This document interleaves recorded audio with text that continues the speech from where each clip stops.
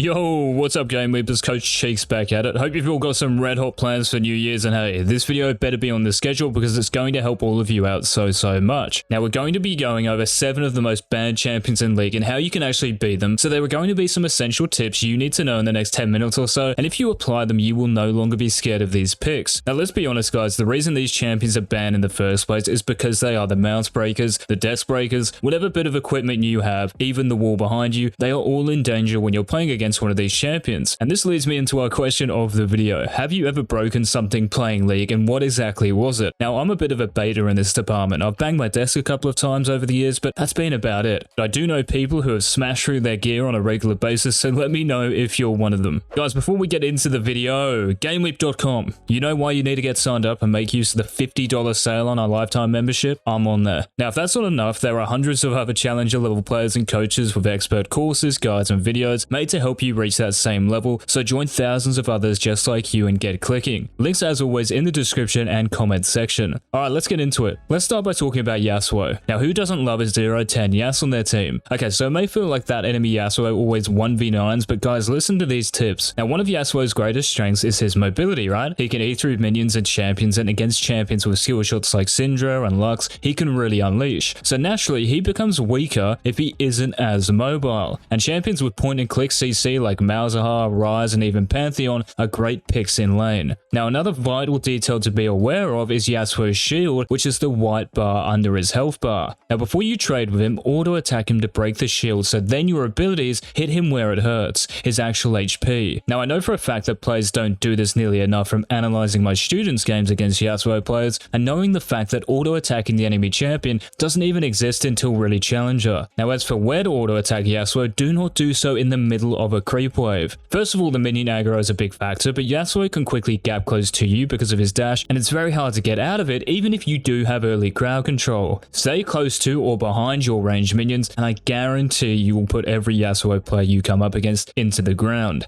Next on the list guys, we have Malphite, and there's no surprise this rock is banned a lot because he's hard to kill and his ultimate is easy as to use and is quite literally an unstoppable force. But here's the thing, what if there are a few tips and tricks you could use to help you beat big bad Malph in lane, and then in those big team fights where he's looking to ult your swishy carries? So the first thing to understand is that Malphite is all about armor. So in Champ Select, if you can counter pick him with an AP top laner, this might be Teemo, it might be Mordekaiser, it might be Vladimir, you are essentially removing Malph's biggest stat from the game and focusing on his weakness, magic resist. In fact, in 1025B this got nerfed, so in the early laning phase you can put him in the dirt. But Coach Cheese, what happens if I'm playing an AD champion? Well, there are a couple of things you should know about. Breaking Malphite's shield before fighting is key. So if you didn't know, Malphite's W triples his bonus armor when he has his shield up. That's right, triples it, which is nuts. So if you can break through the shield, which shouldn't be too hard, he becomes squishier. Now in the early lane, the shield of his is on a 10-second cooldown, so you have a big window to look to dish out your damage before it comes back up. Now the other important detail to think about is that Malphite's mana costs are higher and his mana pool is low. So let's say you trade with Malphite and he uses all his basic abilities, he has just burned through over half his mana. Do this again and he's zoom. So this all comes down to sustain. If you have lifesteal through a Doran's Blade or health and mana regeneration in the form of a corrupting potion, you will have a free lane after 1 or 2 trades. Now for all of you getting hit by Malphite's ult, just dodge it. It's that simple. No guys, I'm just playing, I'm not that dog. Now 2 tips for you,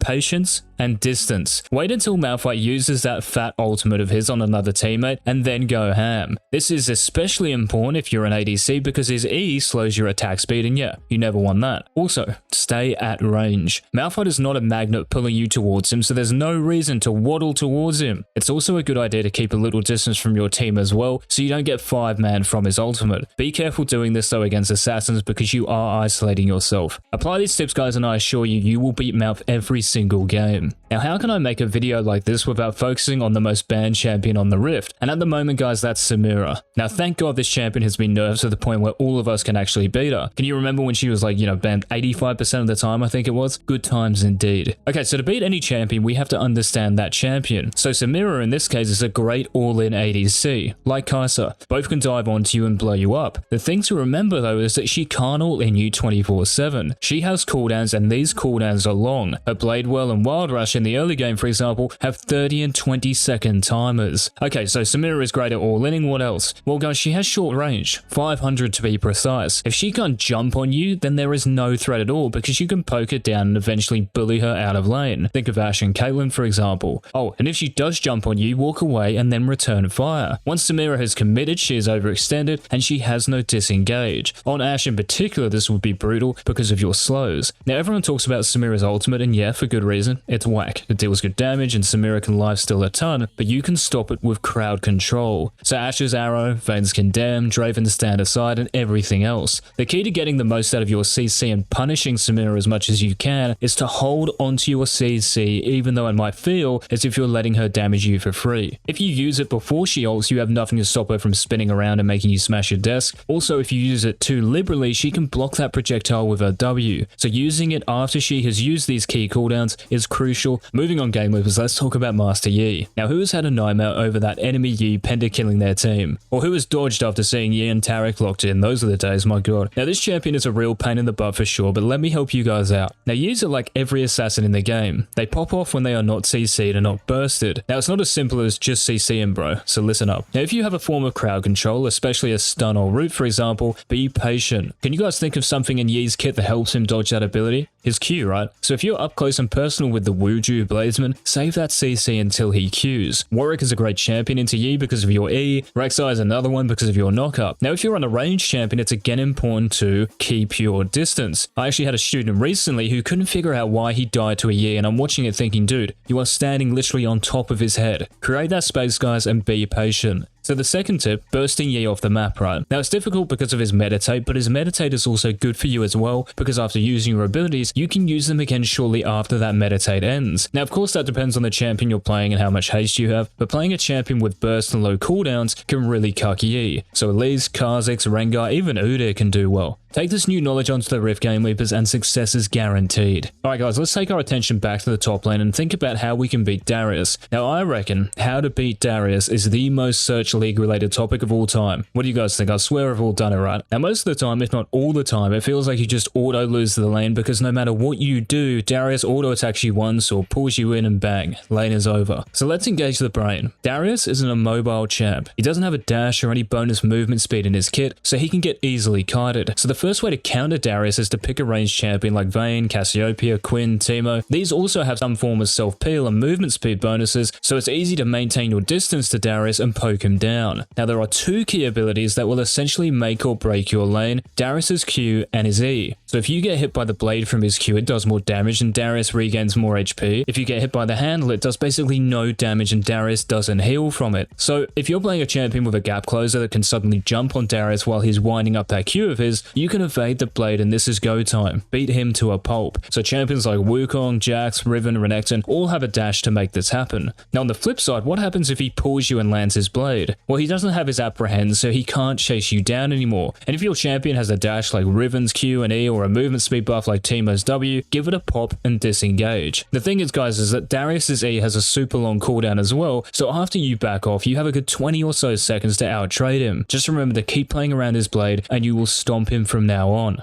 So we haven't talked about an AP champion yet, have we? So let's learn how to counter Akali. Now guys, you can't. Now I'm joking, of course you can beat her, but hey, I reckon that's how most people feel because she's hard to kill and has lots of damage and mobility, right? Now I will say this, that Akali is probably the least counterable champion in the game because her windows of weakness are actually very short. Now one of these windows, however, is before level 6 if you're playing a ranged champion into her. You have that auto attack advantage and you should be harassing her as much as you can when she goes for CS. If you do this well enough, she will use her Q to CS and give up minions throughout the first few levels to stay healthy. The key to really pulling this off is not giving her the chance to hit you with her Q because her passive hurts. It gives her bonus movement speed and basic attack range, so she can easily run through your damage and towards you and deal more to you. So keep that space. I swear I've said that like 50 times already, but hey, I wouldn't have if it wasn't important. Now the other window you have to beat Akali is when her shroud is down. Now when she has her shroud up, just chill and wait for her to reveal herself. Now this lasts at least 5 seconds, so it's up for a decent amount of time, but after this you will have 13 to 15 seconds to punish her. It's also important, guys, to realize Akali's shroud instantly restores 80 energy, so if she doesn't have access to this and is OOE out of energy, then she can't do anything. She is a sitting duck. So take advantage of these windows, because if you do, you will begin to love playing against Arcalia instead of hating it. We've got one more champion to go, guys, and before we reveal it and get into how to beat them, you know what's coming, don't you? GameLeap.com. Hundreds of courses, guides, videos, you name it, made by challenger level players and coaches designed for you. Now, season 11 is just around the corner, so get an edge on your competition and get signed up. Links down below as always. I also just want to thank all of you for your support, not just in 2020, but since I started making content for the channel, which was a couple of months ago. It's been a pleasure so far, and here is to an even better 2021.